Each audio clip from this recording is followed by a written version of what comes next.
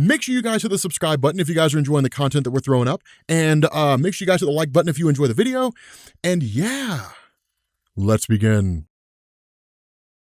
What's going on, guys? This is Rob, and we are back again with another What If video. And this time, I figured since for the last few installments of this, we've been taking things from the DC universe and putting them in the Marvel universe, that we'd change it up a bit. And so today, we're going to take a look at what would happen if Doomsday got the Crimson Gem of Cyttorak. Now, before we get into the story, we need to briefly go over who Doomsday is and what he's capable of under normal circumstances. And so Doomsday, as you probably know, is one of Superman's strongest opponents and was famously responsible for killing him in the 1992 event aptly named The Death of Superman. Now, in fact, Doomsday was created by Dan Jurgens for the specific purpose of being a character that could believably kill Superman. And so Doomsday's most notable ability is that each time he dies, he comes back to life immune to whatever it was that killed him. He also has a healing factor that allows him to heal from serious injuries instantaneously. Furthermore, he was able to adapt offensive capabilities based on the weaknesses of his opponents. For example, when he fought Martian Manhunter, Doomsday developed the ability to breathe fire because Martian Manhunter had a weakness to fire, while Doomsday had never displayed that ability before. Of course, he also possesses insane superhuman strength, which of course goes without saying since he was able to kill Superman. He also has superhuman durability and stamina to the point of being virtually inexhaustible. Now, suffice it to say, Doomsday is an incredibly powerful force, even without any sort of augmentation. And so what happens when we add the Crimson Gem of Cyttorak to the equation? Now, in this case, we don't really have to stretch our story too far to figure out how Doomsday acquires the gem. I mean, Cyttorak is an extra-dimensional demon, right? So it's not too far-fetched to think that we can kind of bend the rules a little bit and have him travel to the DC universe. Now, most of you are probably familiar with the Crimson Gem of Cyttorak as the object that turned Cain Marko into the Juggernaut by imbuing him with a fragment of Cyttorak's power. Now, as a result, Juggernaut's strength and durability are greatly enhanced. He's equipped with a force field of mystic energy, and most notably, once he gets moving, it's almost impossible to stop his momentum. And in fact, as far as I'm aware in Marvel Comics, that's only happened once. And so if Cyttorak had placed the Crimson Gem in the DC universe and chose Doomsday as his avatar, what would happen? Well, simply put,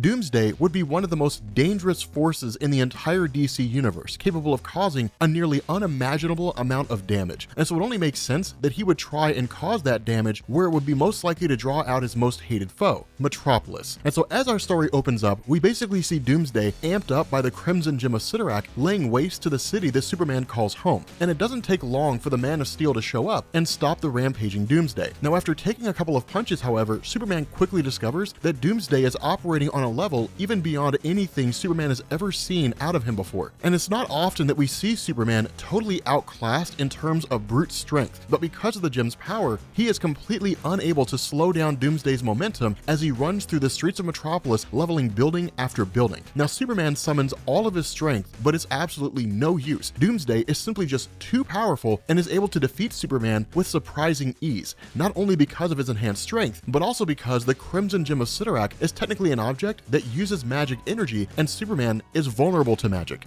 Luckily for him, before Doomsday can finish him off, the rest of the Justice League shows up and engages Doomsday. Now, seeing that Superman's badly hurt, Batman evacuates him from the scene and takes him to the Justice League headquarters to recuperate. Meanwhile, even the combined forces of Wonder Woman, Green Lantern, Flash, and Aquaman are having difficulty dealing with Doomsday. Realizing they won't be able to defeat him outright, they devise a plan to remove him from the area. Green Lantern encases him with a hard-like construct to keep him from pulverizing him, but Doomsday almost immediately breaks free of it. This does, however, give Flash the opportunity to travel a sufficient distance and begin running at Doomsday. Now, Doomsday continues to run through multiple city blocks, leaving a trail of rubble in his wake, but he's eventually hit by the Flash with the Infinite Mass Punch. We get an epic moment of two seemingly unstoppable forces colliding. Now, although the Flash is clearly capable of moving at a higher speed than Doomsday, hitting him head-on proves to be a miscalculation on his part, because hitting Doomsday at that speed is basically like running into an immovable brick wall because his momentum cannot be stopped. While the Flash is able to stall Doomsday's movement for a fraction of a second, the collision temporarily knocks him out cold. And so it's clear by this point that the Justice League is going to have to alter their strategy to deal with this new threat, and most likely have to call in reinforcements. And here we get a couple of options. One strategy is to try and bring in the physically strongest characters they can think of, or at least ones capable of expending the most energy in the hopes that they'll simply be able to overwhelm Doomsday. And so characters like Martian Manhunter, Supergirl, or Captain Atom are among our options here. On the other hand, we have characters that are adept at using magic to try and neutralize the gem's power. As for how the Justice League would know that they need someone who can use magic, I think that once Superman recovers enough to the point that he can talk again, he'd basically be able to sense that there's some other magic at play, which is one of the reasons he was defeated so handedly. And so as far as magic users, there are plenty of them in the DC universe. We've got John Constantine, Dr. Fate, Zatanna. We really have a ton of options here. Now, I'm tempted to go with Shazam because he's not only a super strong character, but his powers are rooted in magic as well. But we've never really seen him using spells, which would probably be required to neutralize the Gem of Sidorak. In reality, it's more of just a case of Shazam and others' powers being derived from magic, so he's probably not the best choice. We also could just call in godlike beings like the Spectre, who would probably just wipe Doomsday from existence, but honestly, that doesn't make for a very interesting story. I think the best option is to have the Justice League recover from this humiliating defeat